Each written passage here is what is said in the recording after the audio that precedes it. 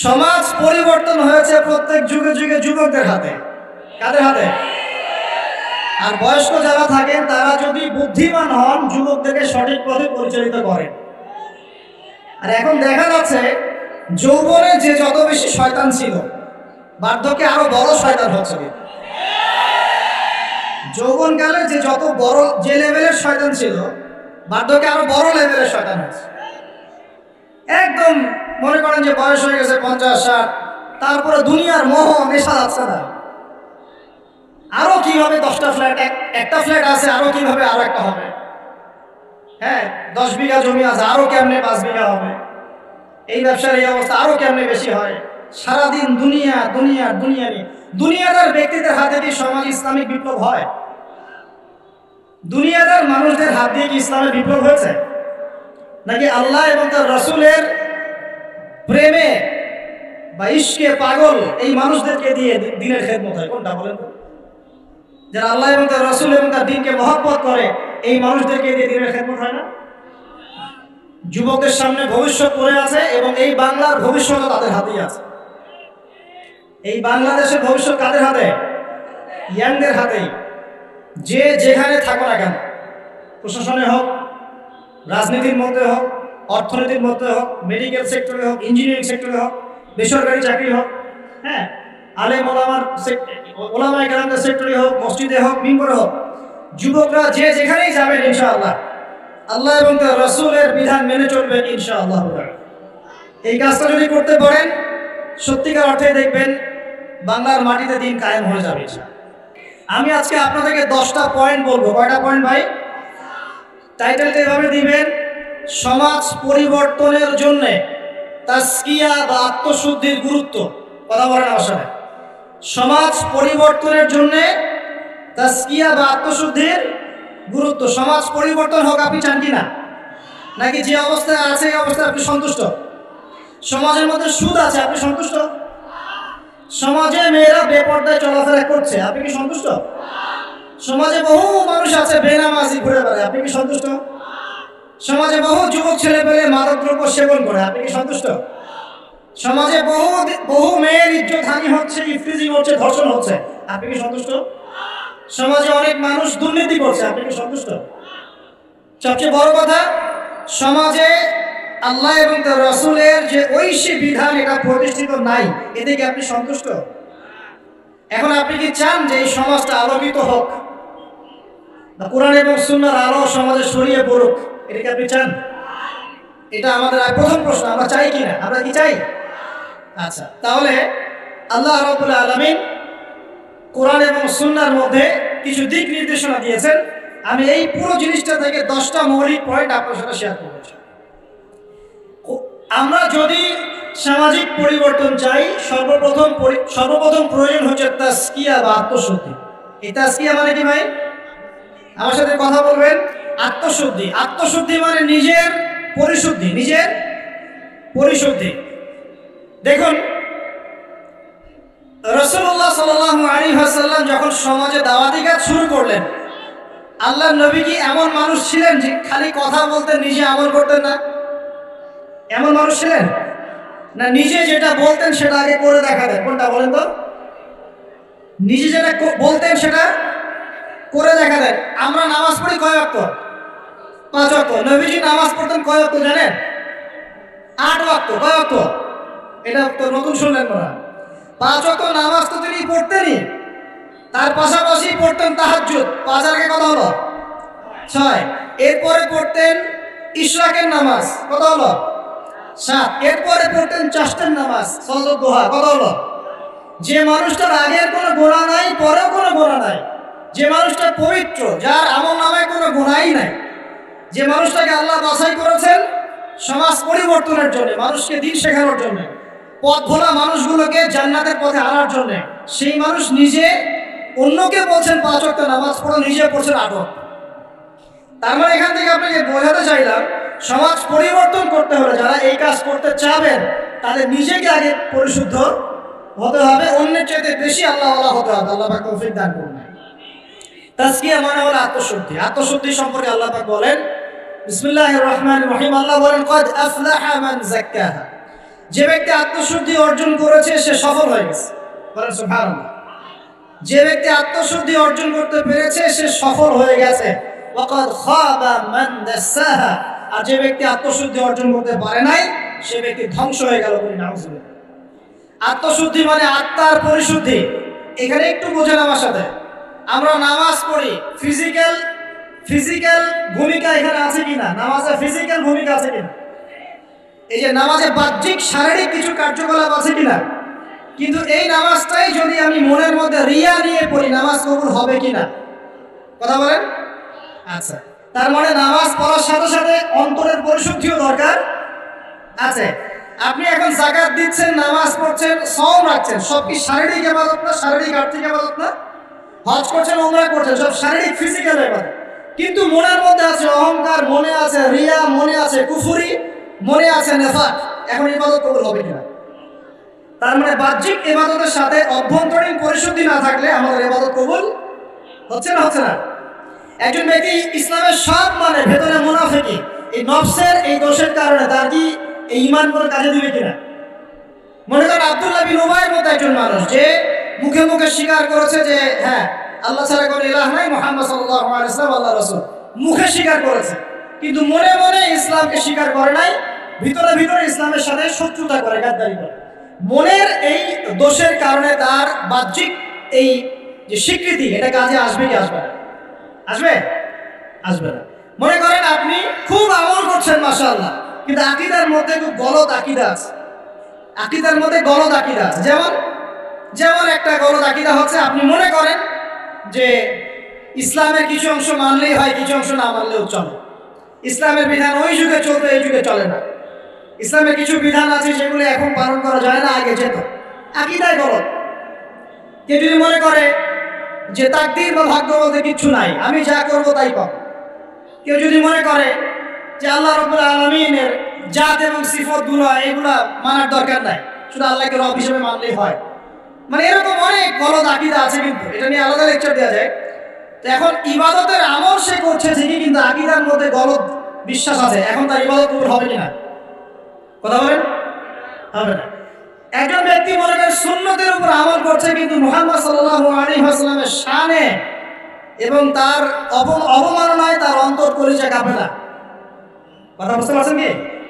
সুন্নাহর উপর আমল করছে ঠিকই, কিন্তু মুহাম্মদ সাল্লাল্লাহু আলাইহি ওয়াসাল্লামের মহব্বত, ভালোবাসা তার ভিতরে নাই, ইবাদত কবুল কতটুকু হবে চিন্তা করেন। এই যে ভিতরের বিষয়গুলা, অন্তরের সাথে সম্পৃক্ত বিষয়, ভিতরের আকীদা, ভিতরের মহব্বত, আল্লাহর প্রতি ভয়, আল্লাহর প্রতি একটা ইহসান, মনটাকে রিয়া মুক্ত করা, অহংকার মুক্ত করা, হ্যাঁ, অন্যের প্রতি বিদ্বেষ মুক্ত করা, তারপরে কুফর নিফাক এগুলো মুক্ত করা, এই যে অন্তরের সাথে সম্পৃক্ত বিষয়গুলোই এই তাজকিয়া বা আত্মশুদ্ধির মৌলিক বিষয়। আমার কথা কি বুঝতে পারছেন? এখন কিভাবে এটাকে পরিশুদ্ধ করব? বিশ্বাস করেন, ভিতরটা যদি পবিত্র থাকে, বাহিরের ইবাদত অল্প হলেও জান্নাতে যাবেন। এটা ভিতরের বিষয় যদি পবিত্র থাকে, বাহিরের আমল যদি কমও হয়, ইনশাআল্লাহ আপনি জান্নাতে যাবেন। বিশ্বাস করছেন না? এক ব্যক্তির কথা শোনাই, তাহলে বুঝবেন। এক ব্যক্তি বনু ইসরাইলের, সে এত বেশি পাপ করেছিল যে তার সন্তানদেরকে বলেছে আমার মৃত্যুর পরে আমার লাশটাকে পুড়িয়ে ফেলবে, ছাইগুলো অর্ধেক বাতাসে ভাসিয়ে দিবে, অর্ধেক ছাই সমুদ্রে ভাসিয়ে দিবে। ঠিক আছে, এটা তো হাদিস আপনারা জানেন, ওলামায়ে কেরাম যারা আছে। এখন সন্তানরা তাই করেছিল। আল্লাহ পাক তাকে আবার জীবিত করে বলেছেন যে কেন এই কাজ করেছিলা? সে বলেছে মিন খাশিয়াতিকা ইয়া রাব্বি, আল্লাহ তোমার ভয়ে কাজ করেছি।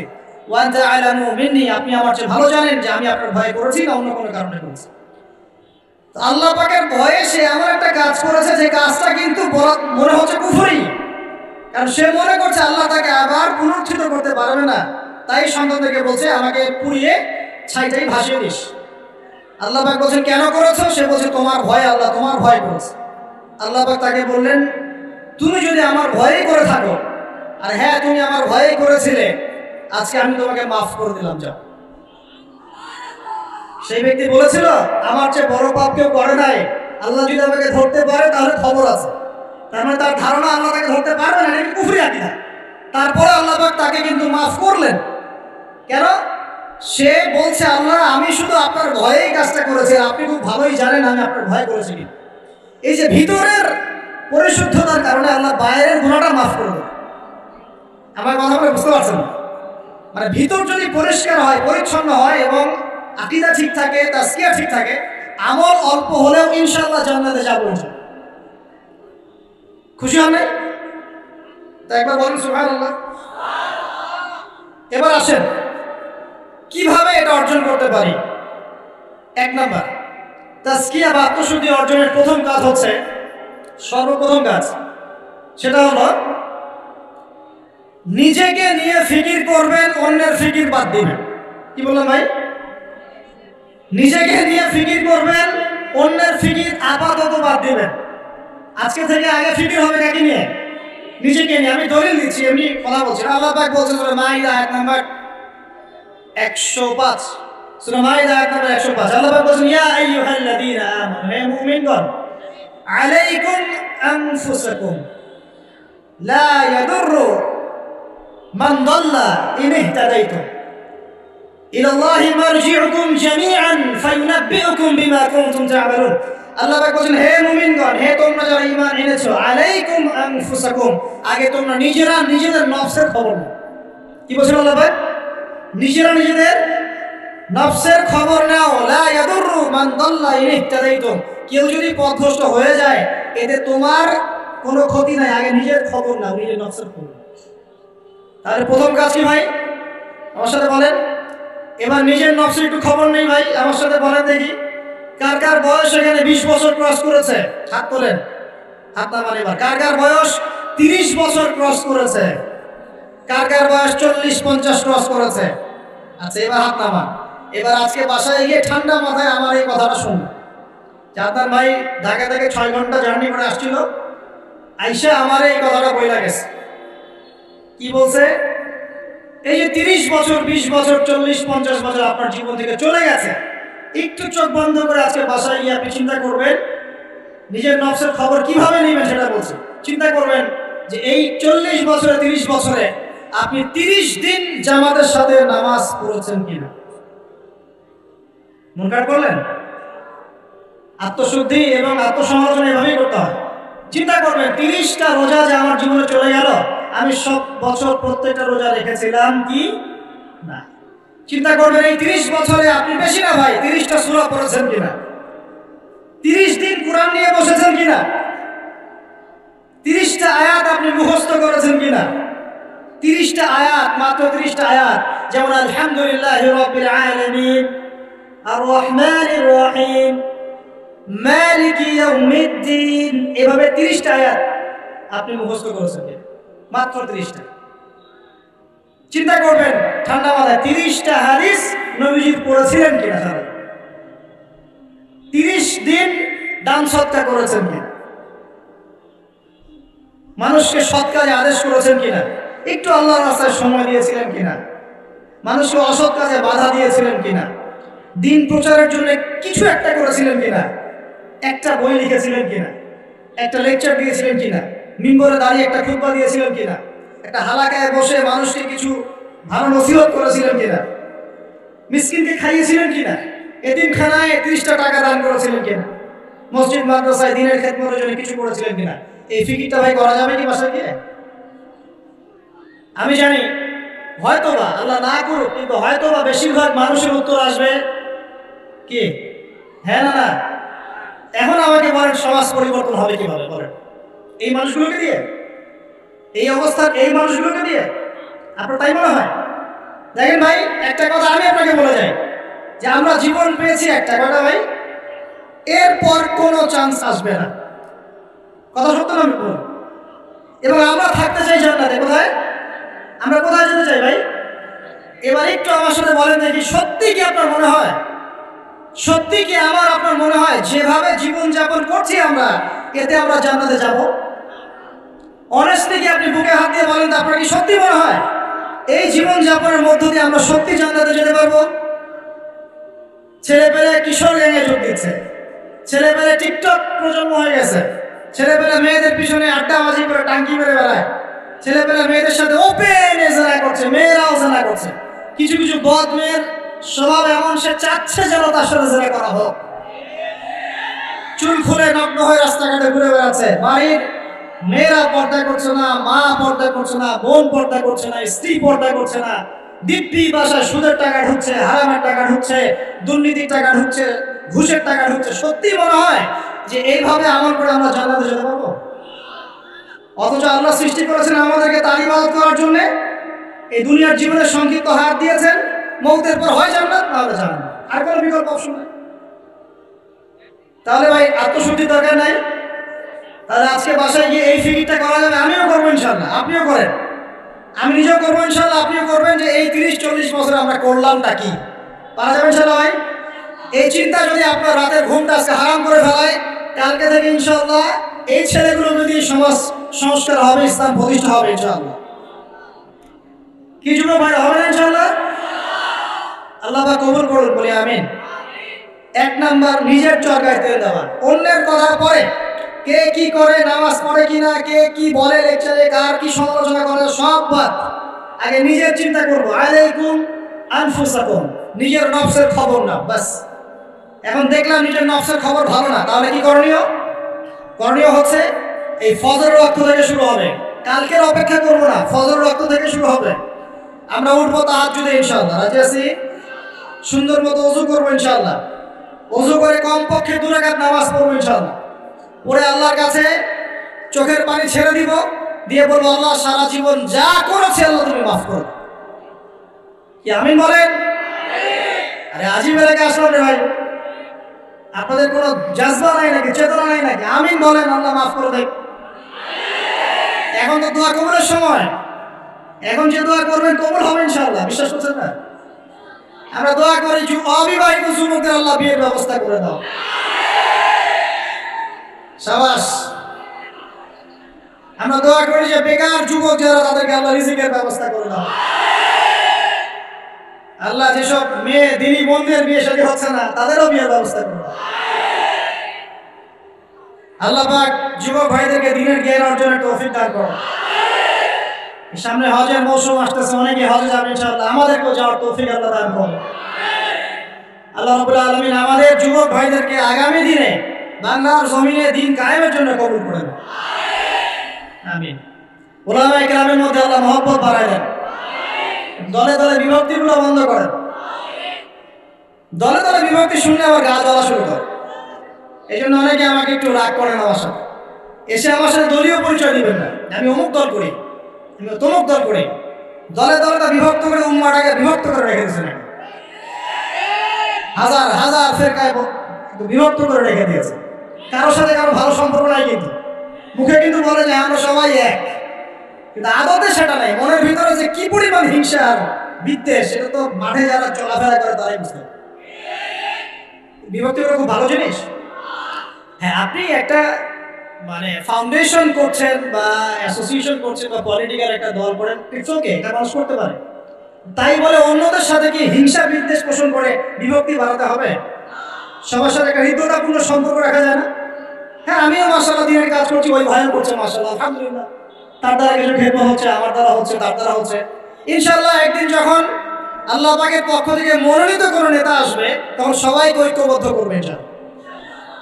আল্লাহ পাক সেই নেতৃত্ব নিয়ে আসুন, বলি আমিন। দোয়া করা যায় না? আল্লাহ পাক নিয়ে আসবেন ইনশাআল্লাহ। আর যদি দেখি যে আসছেই না, তাহলে নেতা হইতে হবে। যখন মাঠে নেতা নাই, তখন নেতা হতে হবে। নেতা হওয়ার আপনারা যোগ্যতা অর্জন করেন, পড়াশোনা করেন।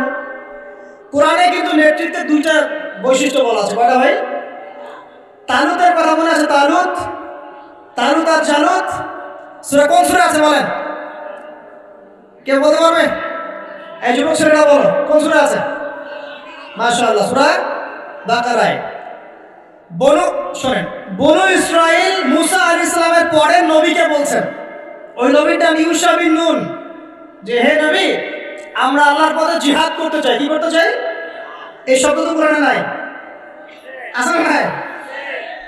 এই শব্দ বললে তো কিছু মানুষ খারাজি ফতোয়া মারা শুরু করে, বড় মুশকিল আছে এদেরকে নিয়ে। আমি তালুতকে আল্লাহ পাক মনোনীত করলেন, ইউশা বিন নুনকে বনু ইসরাইল বলছে আল্লাহর পথে আমরা যুদ্ধ করতে চাই, আমাদের জন্য নেতা দাও একটা। তখন ইউশা বিন নুন বলছে, আমি যদি নেতার জন্য দোয়া করি, তোমরা তো আমার পৃষ্ঠপ্রদর্শন করে পালায় যাবা, তোমাদেরকে চিনি ভালো করে আমরা। তোমাদেরকে ভালো করে চিনি। তোমার মনুষ্যরা বলছে না আমরা এটা করবো না। কেন করবো? কত খুলিস না আমিন দিয়ারি না আসলে বাতারায় আমাদেরকে আমাদের ঘর বাড়ি থেকে বের করে দেওয়া হয়েছে, আমরা কেন পিছিয়ে পড়বো? তখন আল্লাহর কাছে তিনি দোয়া করলেন, আল্লাহ পাক তালুতকে নেতৃত্ব দিলেন। কাকে? তালুত। আর এই যে তালুতকে নেতৃত্ব দিয়েছেন, এই নেতৃত্ব দেওয়ার পর আল্লাহ পাক বললেন যে তালুতকে আমি দুইটা স্পেশাল গুণ দিয়েছি। কয়টা ভাই? তার মানে নেতৃত্বর স্পেশাল গুণাবলী কয়টা? একটা হচ্ছে জিসমান, তালুতকে আমি দিয়েছিলাম শারীরিক শক্তি, ফিজিক্যাল স্ট্রেংথ, শারীরিক শক্তি। আর এখন বহু নেতা সমাজে দেখা যায় হাঁটতেই পারবে না। নেতা হওয়ার আগে একটা ফিজিক্যাল স্ট্রং হতো, তাই না ভাই? ফিজিক্যাল স্ট্রং না হতে পারলে নেতৃত্ব দিতে পারে? ফিজিক্যাল স্ট্রেংথ হচ্ছে প্রথম শর্ত। সে সুস্থ ছিল এবং শারীরিকভাবে অনেক শক্তিশালী ছিল। কে? কার কথা বলছি? যুগে যুগে সমস্ত নেতৃত্ব দেখেন। ওমর ইবনে খাত্তাব শারীরিকভাবে দুর্বল ছিল না ফিজিক্যাল স্ট্রেংথ ছিল? কেমনটা? স্ট্যামিনা কেমন ছিল? আলী রাদিয়াল্লাহু আনহু শারীরিকভাবে কি দুর্বল ছিল? উসমান, আবু বকর রাদিয়াল্লাহু আনহুমা তারা কি দুর্বল ছিল? নবী সাল্লাল্লাহু আলাইহি ওয়াসাল্লাম নিজে দুর্বল ছিলেন? 40 জন পুরুষের শক্তি তার গায়ে ছিল। কতজন ভাই? আল্লাহু আকবার। 40 জন পুরুষের শক্তি কার গায়ে ছিল? তারপরে তিনি কোনোদিন কারো গায়ে থাপ্পড় দেন না, কারণ নিজের উপর আঘাত আসলে তিনি মাফ করে দিতেন।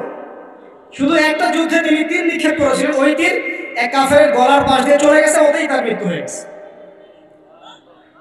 ওতেই নবী সাল্লাল্লাহু আলাইহি ওয়াসাল্লামের মনেও যদি কষ্ট দিত, আল্লাহ পাক তাকেও পাকড়াও করতেন না।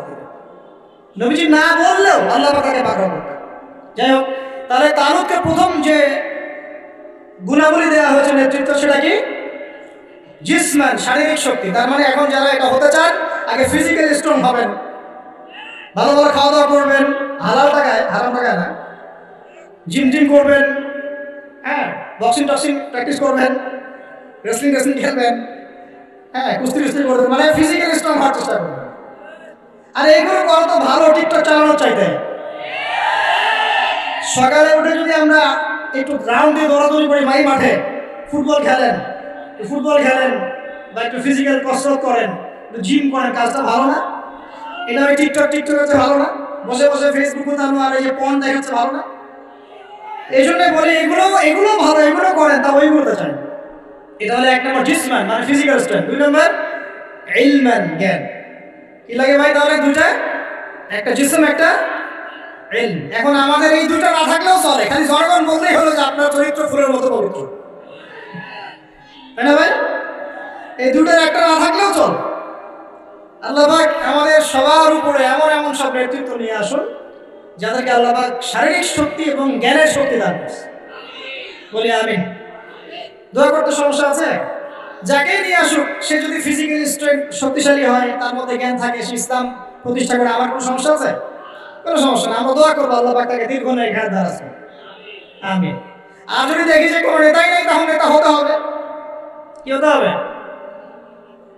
আল্লাহ পাক তৌফিক এনায়েত করুন। আমার যুবক ভাইদেরকে আল্লাহ কবুল করুন। আমিন। তাজকিয়া অর্জন হচ্ছে সমাজ পরিবর্তনের মূল জিনিস।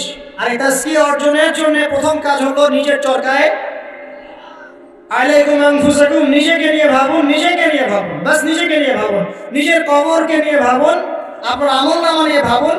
এই বিগত জিন্দগিতে কি করেছি সেটা ভাবেন, সামনের জীবনে কি করতে পারি এটা ভাবেন। এখন মনে করেন আপনি চিন্তা করলেন যে না, আমার জীবনে ভালো কাজ খুব কম আছে। আপনারা বলে গিয়েছিল, আমি মিলিয়েছি খাতা কলম নিয়ে, দেখলাম ভালো কাজ খুব বেশি নাই। এখন কি করতে হবে আপনাকে? প্রথম কাজ, আমার সাথে বলেন আস্তাগফিরুল্লাহ। বায়াত করাচ্ছি, বায়াত বলেন আস্তাগফিরুল্লাহ আল্লাযী লা ইলাহা ইল্লা হুয়াল হাইয়ুল কাইয়্যুম ওয়া আতুবু ইলাইহি।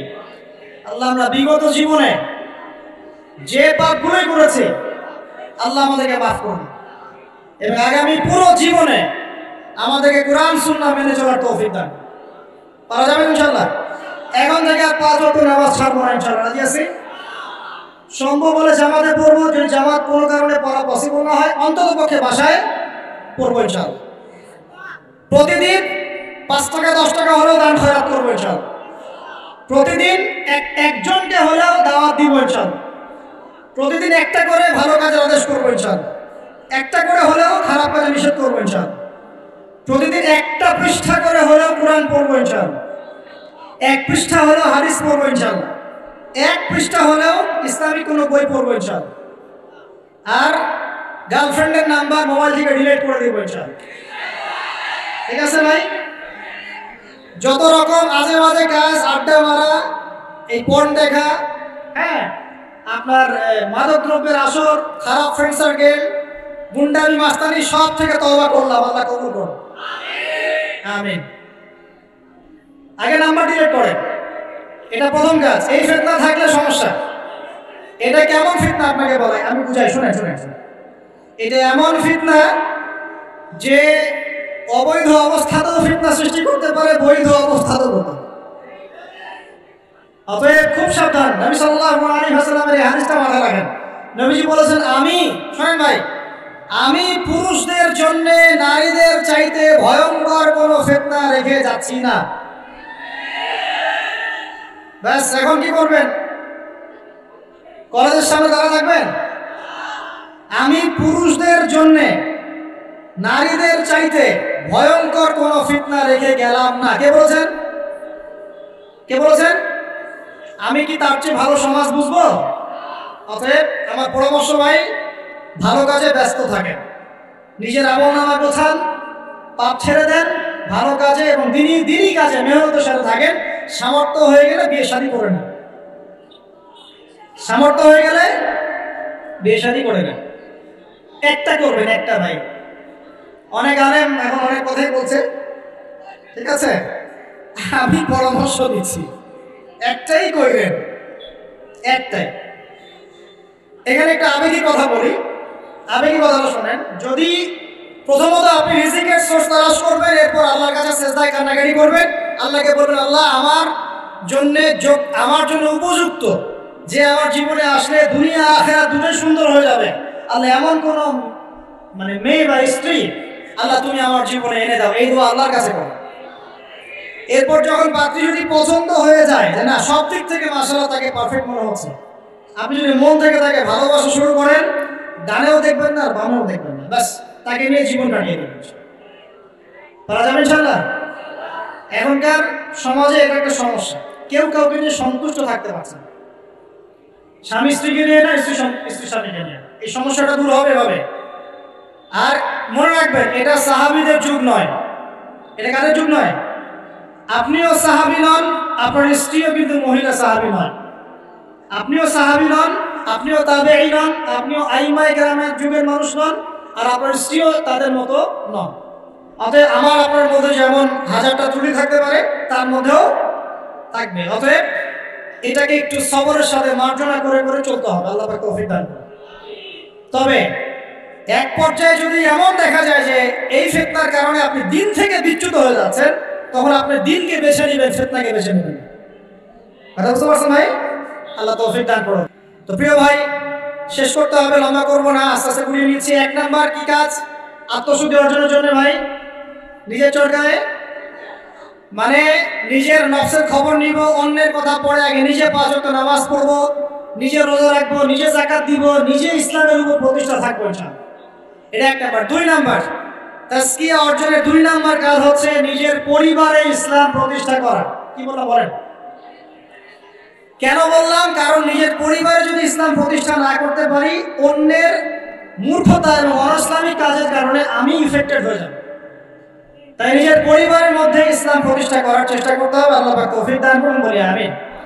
আল্লাহ পাক সূরা তাহরিমের 6 নম্বর আয়াতে বলেছেন যে কু আনফুসাকুম, নিজে জাহান্নামের আগুন থেকে বাঁচো, ওয়া আহলিকুম নারা, তোমার পরিবারকে জাহান্নামের আগুন থেকে বাঁচাও। পরিবার আছে কার কার? হাত তুলে দেখি। মাশাআল্লাহ, সবাই তো আছে। পরিবার মানে কি? স্ত্রী সন্তান কার কার আছে? আচ্ছা, আপনার দেখেন, বাবা মা এগুলো পরিবারের অন্তর্ভুক্ত বিষয়, কিন্তু বাবাকে আপনি শাসন করতে পারবেন না, মাকে আপনি শাসন করতে পারবেন না, তাকে আপনি নসিহত করতে পারবেন, দাওয়াত দিতে পারবেন। আর আপনার আন্ডারে যারা আছে, আপনার স্ত্রী, আপনার সন্তান, এরা হচ্ছে পরিবারের অন্তর্ভুক্ত, আপনার কাছে, এদের উপরে আপনি শাসন চালাতে পারবেন। অতএব যাদের পরিবার আছে, পরিবারের মধ্যে ইসলাম প্রতিষ্ঠা করার চেষ্টা করে, আল্লাহ পাক তৌফিক দান করুন। একটু বসেন ভাই, বিশৃঙ্খলা করেন না, আমরা গুটিয়ে নিচ্ছি, এখনই গুটিয়ে নিচ্ছি। আর কিছু প্রশ্ন আছে, বিশেষ করুন।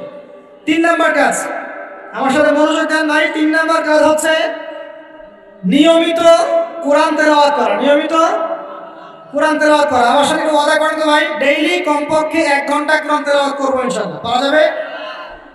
সবার বাসায় কোরআন আছে তো নাকি? কোরআন পড়তে পারি তো নাকি? যারা পারি না, আজকে নিয়াত করব, মসজিদের হুজুর আছে, ইমাম সাহেব আছে, মাদ্রাসার শিক্ষক আছেন, গিয়ে আপনি কোরআন পড়া শিখবেন ইনশাআল্লাহ। পারা যাবে ইনশাআল্লাহ? কোরআন তেলাওয়াত করা না শিখেন, আল্লাহর ওয়াস্তে কোরআন তেলাওয়াত করা না শিখে মৃত্যুবরণ করেন না। আল্লাহর ওয়াস্তে আল্লাহকে কি মুখ দেখাবেন আর নবীকে কি মুখ দেখাবেন চিন্তা করবেন। কোরআন আল্লাহ নাযিল করেছেন কেন? আমাদের জন্য, গরু ছাগলের জন্য? কাদের জন্য? মানুষের জন্য না গরু ছাগলের জন্য? গরু ছাগলের হিসাব আছে? কার কার হিসাব হবে? মানুষের জিন। মৃত্যু আমাদেরকে বরণ করতে হবে, কবরে যেতে হবে আমাদেরকে, পুলসিরাত আমাদেরকে পার হতে হবে, কোরআন মানতে হবে আমাদেরকে। সেই আমরা যদি কোরআন তেলাওয়াত করা না শিখি ভাই, হবে? বিষয়টা হবে? আল্লাহ পাক আমরা সবাইকে কোরআন তেলাওয়াত শেখার তৌফিক দান করুন। এখানে আমি অনেক বেশি জোর দিই, কারণ কি জানেন? কোরআন তেলাওয়াত শেখাটাই এবং নিয়মিত তেলাওয়াত করাটাই আপনার মনে ইসলামের প্রতি মহব্বত সৃষ্টি করবে ইনশাআল্লাহ। এরপরে আপনি ইসলামের জন্য জীবনও দিতে পারবেন ইনশাআল্লাহ। কিন্তু এই অবস্থায় পারবেন না। এই অবস্থায় একটা দাবানি খালি উল্টা দিকে দৌড় দেওয়া শুরু করবে।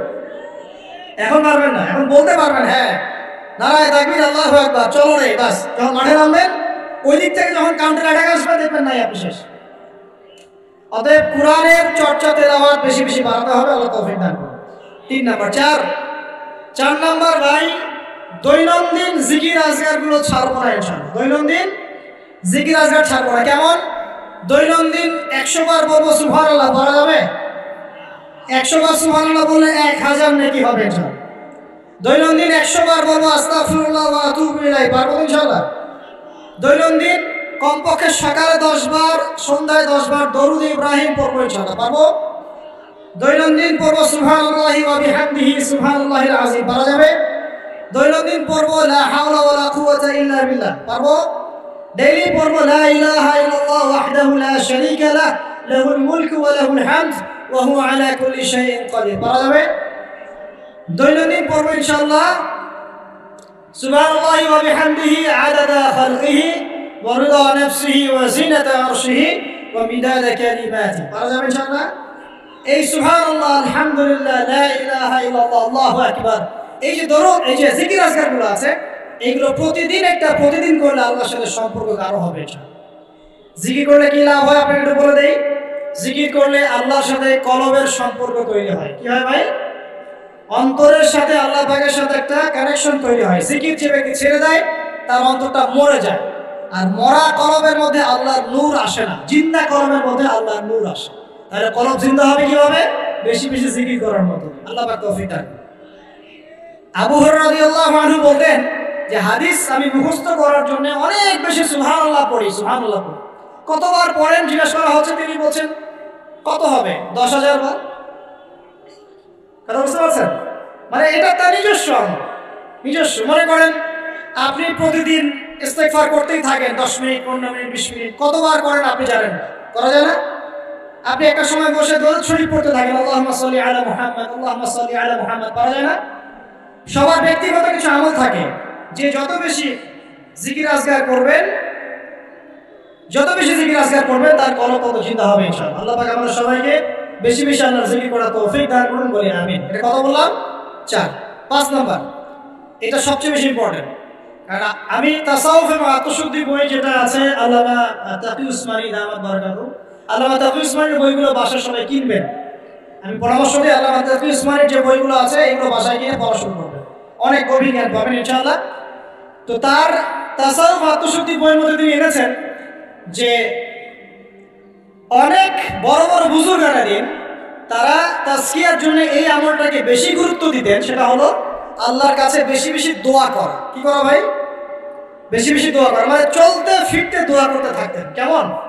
যেমন ধরেন যে এমন বুজুর্গ ছিলেন, আলেমে দ্বীন ছিলেন, যারা রাস্তায় হাঁটছেন, বাজারে যাচ্ছেন, বাজারে যাওয়ার সময় আল্লাহকে বলছেন, আল্লাহ বাজারে যাচ্ছে, বাজারে আমার কেনাকাটা যেন সহজ হয়।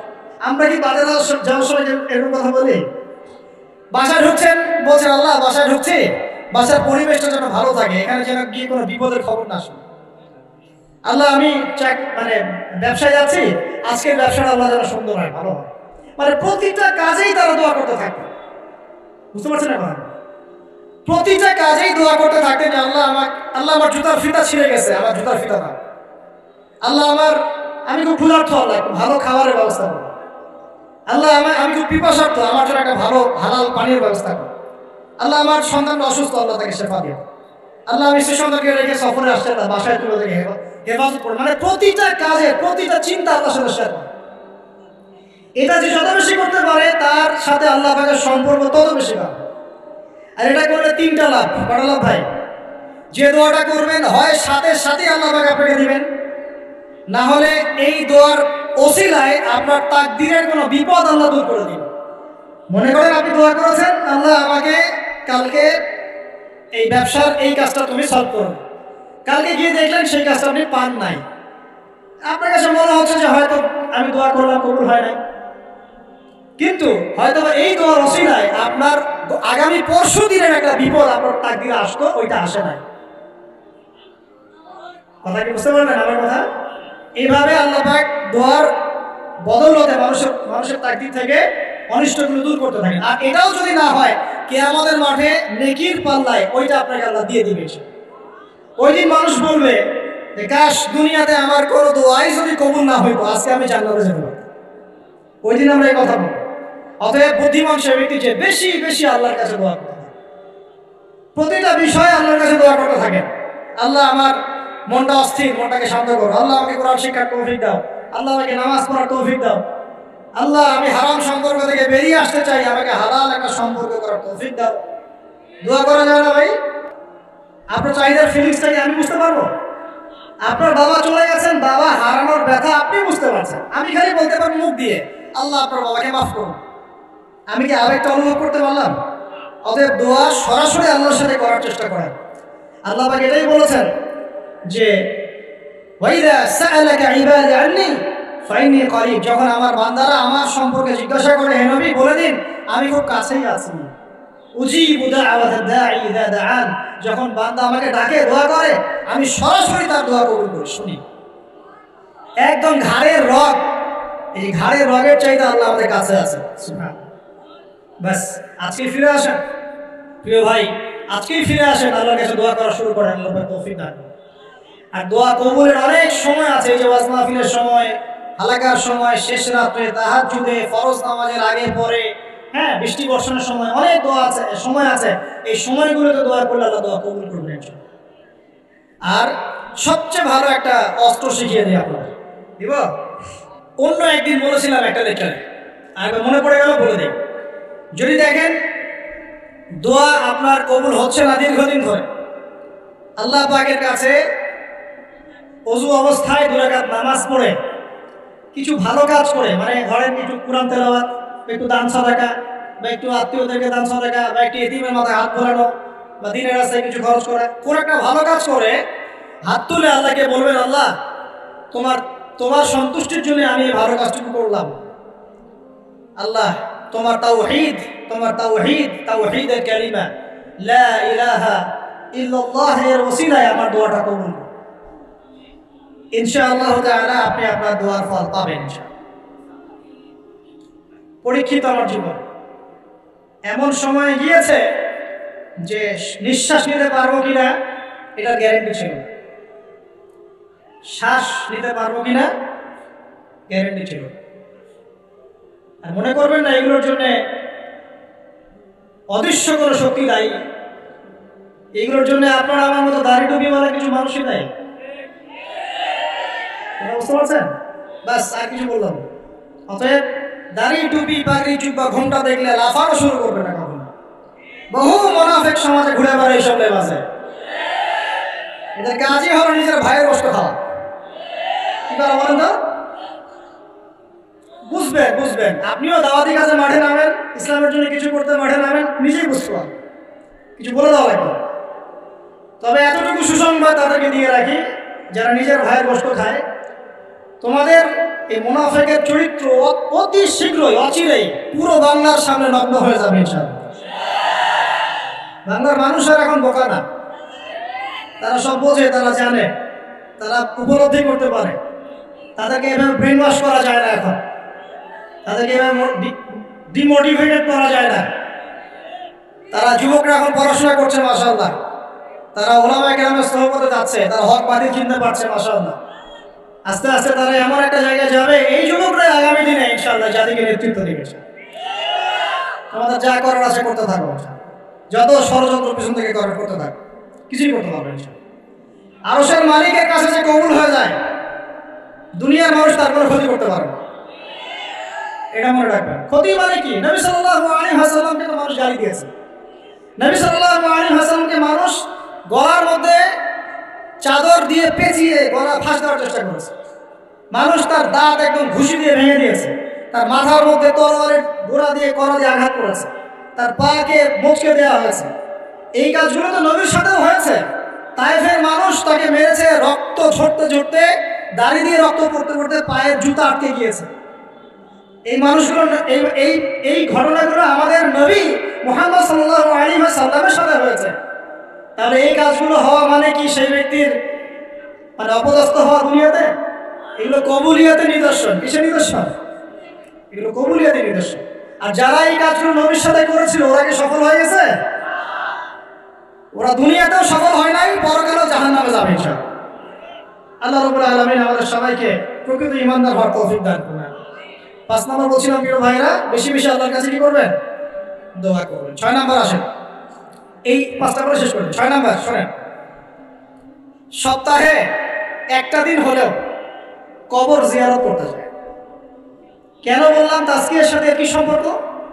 তাজকিয়ার সাথে সম্পর্ক আছে, একটু বোঝার চেষ্টা করেন। জান্নাতুল বাকি দেখেছেন? নববীর পাশে বাকিউল গারকাত যেটা আমরা বলি, কবরস্থান মদিনার পাশে। নবীর যুগে কবরস্থান ছিল মসজিদের পাশে। কেন ছিল মসজিদের পাশে?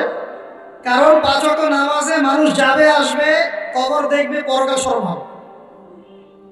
এখন কবরস্থান আমাদের সমাজের ওই দূরে বাইরে, বছরে একদিন আপনি যান না। আর এই জীবনটা বস্তুবাদী, সকাল থেকে ওঠা ঘুমানো পর্যন্ত খাওয়া দাওয়া ফুর্তি করা খাই, বস্তুবাদী বিষয়গুলো, এগুলো আমাদেরকে মন থেকে ভুলিয়ে রাখে, পরকাল থেকে ভুলিয়ে রাখে। তাই মাঝে মাঝে কবর জিয়ারত করলে আপনার কবর, এটা বন্ধ করো প্লিজ, মাঝে মাঝে কবর জিয়ারত করলে আপনার পরকালের কথা কি হবে? স্মরণ হবে। তখন আপনারও ফিকির হবে যে আমাকেও একদিন এখানে আসতে হবে এবং ইনশাআল্লাহ এই জন্য প্রস্তুতি গ্রহণ করা আমার উচিত। এই ফিকিরটা মনে হবে না? এখন কি মনে হয় এগুলো? এখন মনে হচ্ছে না। আল্লাহ পাক আমাদের সবাইকে মাঝে মাঝে হলেও অ্যাটলিস্ট কবর জিয়ারত করে পরকালকে স্মরণ করার তৌফিক দান করুন। 7 নাম্বারটাও অনেক বেশি ইম্পর্টেন্ট, এটা শোনেন। 7 নাম্বারটা হচ্ছে বেশি ইম্পর্টেন্ট, এটা সেটা হলো আল্লাহওয়ালা কিছু মানুষ আছে দুনিয়াতে, আছে না? যে মানুষগুলো আত্মশুদ্ধি, যাদের মধ্যে আত্মশুদ্ধি আছে, যারা আল্লাহওয়ালা, পরহেজগার, যাদের মধ্যে হিংসা বিদ্বেষ এই বিষয়গুলো খুব কম, এবং যারা কোরআন সুন্নাহ নিয়ে গবেষণা করেন, মানুষকে ভালো কিছু দেওয়ার চেষ্টা করেন, এই মানুষগুলোর সাথে সম্পর্ক রেখে তাদের সাথে সহবতে চলবেন। তাদেরকে দেখে আপনি শিখতে পারবেন। সবকিছু বইপত্র পড়ে হয় না, কিন্তু আলেম ওলামার কাছে যেতে হবে, সিলেবাস কেন্দ্রিক পড়াশোনা করতে হবে। কি সিলেবাস? এই 6টা সাবজেক্ট বললাম না ভাই। কোরআন পড়েন, এটা একটা সিলেবাসের অন্তর্ভুক্ত বিষয়। হাদিস পড়েন, সিলেবাসের অন্তর্ভুক্ত বিষয়। আপনাকে আকীদা বই পড়তে হবে, সিরাতের বই পড়তে হবে, ফিকহের বই, আর ধরেন ইসলামের ইতিহাস। এই জিনিসগুলো একটু পড়াশোনা করেন।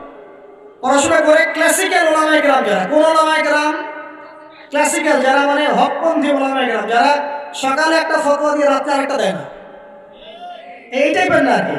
বাতাস এদিকে ব্যাস ওইদিকে, বাতাস ওইদিকে ওইদিকে, এই টাইপের না। 5 বছর আগে এক কথা বলতো, 5 বছর পরে দেখা যায় না বাবা এখন এই কথা ভুলেও বলা যাবে না, এমন কথা।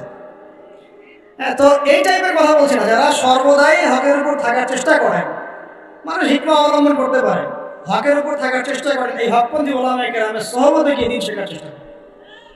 এবং এই ওলামায়ে কেরাম প্রত্যেক ঘরানাতেই আছে, প্রত্যেক ঘরানাতেই হকপন্থী ওলামায়ে কেরাম আছেন। আপনারা আলেমদের মধ্যে বিভক্তি সৃষ্টি করবেন না, বরং সবাইকে ভালোবাসার চেষ্টা করবেন। এখন তো শুরু হয়েছে আলেম পূজা, শাইখ পূজা। যে যে আলেমকে পছন্দ করে, যে যে শাইখকে পছন্দ করে, বাস চোখ বন্ধ করে ওইখানে অ্যাটেন্ড হবে। এখন সে সঠিক বললেও সঠিক, বেঠিক বললেও সঠিক। এই একটা সমস্যা শুরু হয়েছে। সংকীর্ণ হলেন কেন? এত সংকীর্ণ হলেন কেন? ইসলাম তো সংকীর্ণ না, এটা তো বৈচিত্র্যময়। এখানে আপনি পরিপূর্ণ জ্ঞান পেতে হলে তাকে খোলা মন লালন করতে হবে, যে যেখানে হক পাবো সেটাই নিয়ে বলছেন, হক যেখানে পাবো সেখানে নিয়ে বলছেন। আমি হককে সীমাবদ্ধ করে ফেললাম কেন? যে আমার শায়েখ যা বলেন এই চাই, এর বাইরে কিছুই নাই। এটা করতে গেলে কি হবে জানেন? পয়সার এক পিঠ দেখবেন, আর এক পিঠ তো দেখবেনই না, তখন আপনি মাহরুম হয়ে যাবেন। তবে হ্যাঁ এটাও বলে রাখি, যারা একেবারেই সাধারণ মানুষ, একদম সাধারণ কোনো মানুষ, যার এলেম কালাম নাই, কোরআন হাদিস পড়তে জানেন, এমন মানুষ আছে না, একদম রুট লেভেলে, তাদের জন্য অবশ্যই উচিত যে কোনো অন্তত একজন আলেমকে ফলো করা, অন্তত একজন আলেমকে ফলো করা। কারণ আপনি তো কিছু বুঝেন না, কোরআন সুন্নাহ বোঝেনই না, কিছু পড়তেও পারেন না, বুঝতেও পারেন না, কিছুই পারেন না। অতএব একজন আলেমকে আপনি ফলো করে চলেন, ইনশাআল্লাহ আল্লাহ মাফ করবেন, ইনশাআল্লাহ।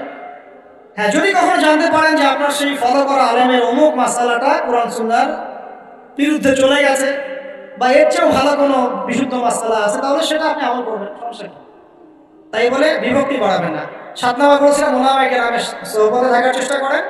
8 নাম্বার হচ্ছে ভাই, মনের মধ্যে হিংসা, বিদ্বেষ, রিয়া, অহংকার, এই খারাপ রিপুগুলোকে দূর করতে হবে। পারা যাবে কি না?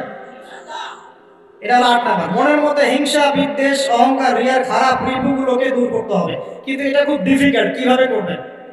মনের মধ্যে চলে আসতে পারে, যদি চলে আসে পড়বেন আউযু বিল্লাহি মিনাশ শাইতানির রাজিম, পড়বেন আউযু বিল্লাহিস সামিউল আলিম মিনাশ শাইতানির রাজিম, পড়বেন আউযু বিকালিমাতিল্লাহি তাম্মাতি মিন শাররি মা খালাক, পড়বেন বিসমিল্লাহিল্লাযী লা ইয়াদুররু মা ইসমিহি শাইউন ফিল আরদ ওয়ালা ফিস সামা ওয়া হুয়াস সামিউল আলিম, পড়বেন আমানতু বিল্লাহি ওয়া রাসূলিহি। এই যে দোয়া কালামগুলো পড়বেন, ইনশাআল্লাহ মনের মধ্যে এই সমস্যাগুলো চলে যাবে, ওয়াসওয়াসার একটা রোগ চলে যাবে ইনশাআল্লাহ। মনটাকে পবিত্র করার চেষ্টা করি, আল্লাহ পাক তৌফিক এনায়েত করবেন। সবার মধ্যে ভালো যেটা আছে নিয়ে নেবেন, খারাপটা ছেড়ে দিবেন। আর দুটো জিনিস বলে শেষ করে দিই, সেটা হলো অতিরিক্ত খাওয়া, অতিরিক্ত ঘুম, অতিরিক্ত কথাবার্তা বন্ধ করতে হবে। বুঝতে পারেন ভাই?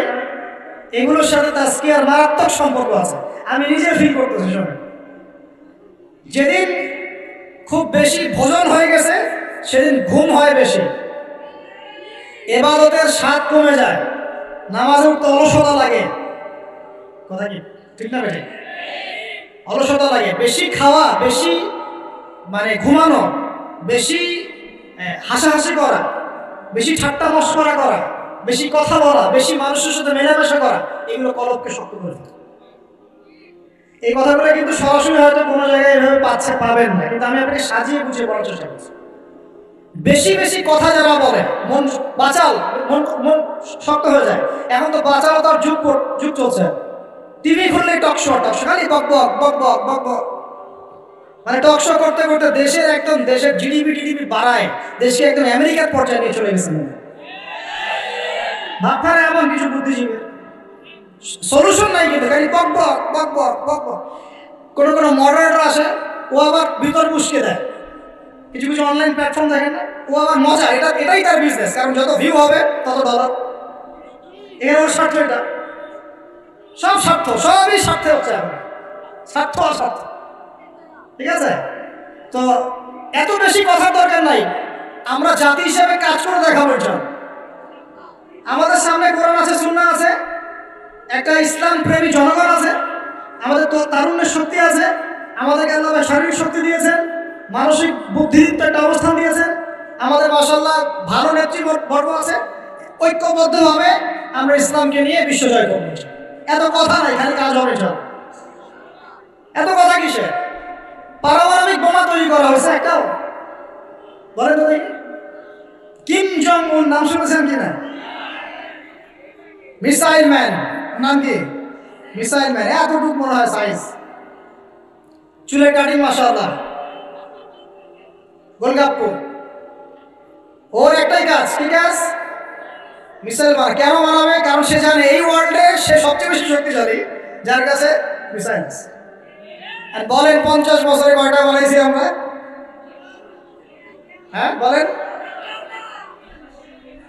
আচ্ছা বাদ দেন, এই ওয়ার্ল্ডে সবচেয়ে শক্তিশালী তারাও যাদের প্রযুক্তি আছে, প্রযুক্তি। তথ্য, ডাটা, প্রযুক্তি, এই ওয়ার্ল্ডে এখন ডাটা বা প্রযুক্তির যুদ্ধ চলছে। মাঝে মাঝে দেখেন না, বড় বড় কান্ট্রি কিছু বড় বড় কোম্পানি হ্যাক হয়ে যায়।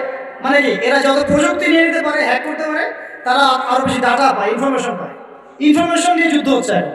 বলেন তো আমাদের ইনফরমেশন কত এখন? ওয়ার্ল্ড এগিয়ে যাচ্ছে, বলেন না, প্র্যাকটিক্যাল কথা বলছে আপনাদের সাথে। ওয়ার্ল্ড এগিয়ে যাচ্ছে, মনে করেন যার রিজার্ভ যত বেশি, যার কাছে ডলার যত বেশি আছে, বলেন না আমার কত আছে? প্রবৃদ্ধি যা যত বেশি, ওয়ার্ল্ডে সে তত ভালো অবস্থানে। বলেন আমার প্রবৃদ্ধির হার কত? এখানে আমি কোনো দলের পক্ষে বিপক্ষে বলতে আসি, আমি আমার এজ এ সাধারণ মানুষ কথা বলছি। যেই থাকুক না, ইম্পর্টেন্ট সেক্টরগুলোতে উন্নতি করতে হবে কিনা? এখন কথা বেশি বলবো না কাজ বেশি করবো? বাস খালি কাজ হবে ইনশাআল্লাহ। আল্লাহ পাক যাদেরকেই দায়িত্ব দেখতে কেন, তারা যেন কাজ করার তৌফিক অর্জন করে। আমরা আমাদের শ্রম দিয়ে, মেধা দিয়ে আমরা যাদেরকে সাহায্য করবো ইনশাআল্লাহ। আমরা তরুণ প্রজন্ম, আমাদের মেধা দিয়ে, আমাদের বুদ্ধি দিয়ে, আমাদের শ্রম দিয়ে আমরা ইনশাআল্লাহ তাআলা দেশকে সাহায্য করবো, জাতিকে সাহায্য করবো পারবো না ইনশাআল্লাহ। আমি বলি আপনারা বেশি বেশি পড়াশোনা করেন, বড় বড় পোস্টে যান, দেশের দায়িত্ব নেন, নিয়ে দেশকে এগিয়ে নেন ইনশাআল্লাহ। পারা যাবে না ইনশাআল্লাহ? চ্যালেঞ্জ তো নিতে হবে, খালি বসে বসে সমালোচনা করলে হবে নাকি? খালি বসে বসে সমালোচনা করলে কাজ হবে নাকি? ও এটা পারে না, সে এটা পারে না, ওই দল সেটা পারে না, সেই দল সেটা পারে না, এই করতে করতেই তো এই অবস্থা। আপনি করে দেখাচ্ছেন না কেন? আমরা করে দেখাচ্ছি না কেন? আবার ধর্মীয় অঙ্গনে দেখা যায় ওই আলেম এই ভুল, ওই আলেমের এই সমস্যা, ওই আলেম এই পারে না, ওই আলেম সেই পারে না। আর ভাই আপনি আলেম হচ্ছেন না কেন? আপনি আলেম হন, হয়ে কাজ করে দেখান। অমুক বক্তার এই ভুল, তমুক বক্তার সেই ভুল, মাশাআল্লাহ আবু তো আপনার এই ভুল, আপনি বক্তা হচ্ছেন না কেন? এই চেয়ারে আসেন, বসেন, বসে যান, বসে ওয়াজ করেন নাকি ভাই? এই ওয়াজ করেন না, আমরা এগুলো ওয়াজ না, এগুলো কমেডি। এগুলো কি কমেডি? রুচির দুর্ভিক্ষর অংশ এগুলো। আমাদের যে রুচির দুর্ভিক্ষ দেখা দিয়েছে, এগুলো তার জাজল্যমান প্রমাণ। এগুলো আর বোঝা যাচ্ছে না, থাক, তাজকিয়া নষ্ট হয়ে যাবে। আর লাস্ট 9 নাম্বার বললাম, কি বলছি বলেন তো? মনের এই বিষয়গুলোকে দূর করা। লাস্ট 10 নাম্বার যেটা, সেটা হচ্ছে যে 9 নাম্বার বলছি মনেরটা, 9 নাম্বার বলছি যে অতিরিক্ত খাওয়া, অতিরিক্ত ঘুম, অতিরিক্ত কথা বলা, অতিরিক্ত মানুষের সাথে মেলামেশা করে, এগুলো একটু কমিয়ে যেখানে কাজ হবে সে কাজটা, যেটা করলে আমার পরকালের উপকারিতা আছে এটা করে। আর 10 নাম্বার লাস্ট অ্যান্ড ফাইনাল, তাজকিয়া বা আত্মশুদ্ধি অর্জন করতে হলে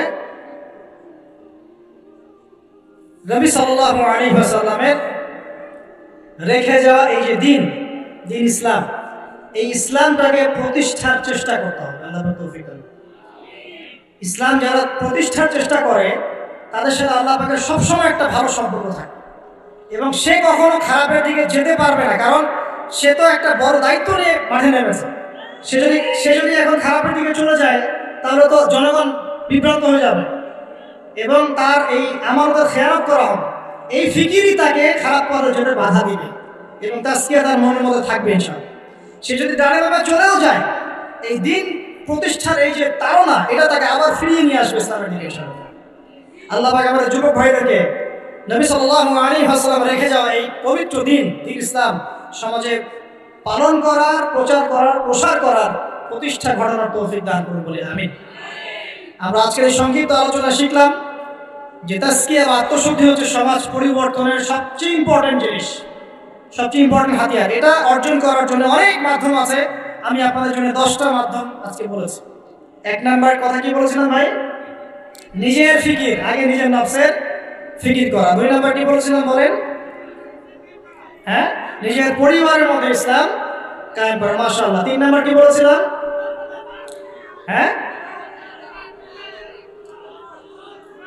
কোরআন কারীম তেলাওয়াত, কোরআন কারীম তেলাওয়াত করার কথা বলেছি। 4 নাম্বার কি বলেছি?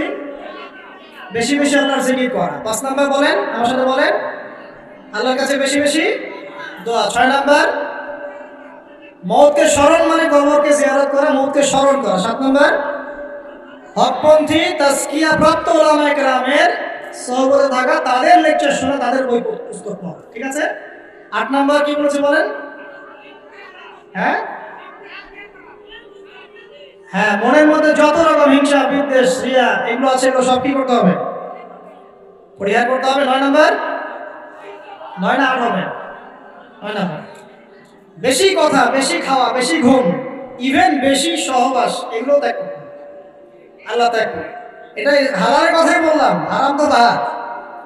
হারামের যদি চোখ থেকে থাকে আল্লাহর রাস্তায় তওবা করেন। কারণ জিনার সাথে সম্পৃক্ত কোনো ব্যক্তির দ্বারা দিনের একামত সম্ভব নয়। জিনা করলেই মনে নূর চলে যাবে। এই যে আজকের লেকচারটা শুনলেন, বাসায় গিয়ে যদি আজকে রাত্রে কোনো নগ্ন মেয়ের ছবি চোখের সামনে পড়ে যায়, আজকের সমস্ত লেকচারের নূর নষ্ট হয়ে যাবে। আপনি নিজেই বুঝতে পারবেন যে আপনার কলব থেকে নূরটা চলে যাবে। যদি কেউ আজকে আল্লাহ না করে ভুল করে কোনো খারাপ মুভি দেখে ফেলেন, বাসায় গিয়ে দেখবেন যে আপনার আজকের যে তাসকিয়া, এই ভালো লাগলো কথাগুলো শুনতে, মনটা পবিত্র হলো, ভালো ফিলিংস নষ্ট হয়ে যাবে। হুযায়ফা রাদিয়াল্লাহু আনহু বলতেন, আমরা যখন ইয়া রাসূলুল্লাহ আপনার সাথে থাকি তখন ঈমান বেড়ে যায়, বাসায় গেলে মনে হয় মুনাফিক হয়ে গেছে। তো আর বাসায় গিয়ে যদি আমরা খারাপ কাজে লিপ্ত হয়ে যাই, এই নূর তাসকিয়াটা নষ্ট হয়ে যায়। আল্লাহ পাক আমাদেরকে বোঝার তৌফিক দান করুন। আর সর্বশেষ সবচেয়ে ইম্পর্টেন্ট লাস্ট এন্ড ফাইনাল হচ্ছে নবীর রেখে যাওয়া। নবীকে ভালোবাসেন কিনা ভাই? আল্লাহ নবীকে ভালোবাসেন কিনা? নবী কি এখন আছেন? আচ্ছা, নবী সাল্লাল্লাহু আলাইহি ওয়াসাল্লামের রেখে যাওয়া সুন্নাত কি আছে? তার উপর নাজিল হওয়া কোরআন কি আছে? তার দ্বীন ইসলামটা আছে কি না মিটে গেছে? সেই আল্লাহ কি আছেন না নাই? আচ্ছা, আল্লাহ পাক আছেন, তার কিতাব আছে, তার নবীর সুন্নাত আছে, তার দ্বীনও আছে। এই দ্বীন পালন করা, প্রচার প্রসার করা, প্রতিষ্ঠার দায়িত্ব কার? কাদের? ভাল্লু করবে? গরু ছাগল করবে? না আমরা যদি সত্যিকারের আশিক রাসূল হয়ে থাকি, আমরা দ্বীন প্রতিষ্ঠা করবো।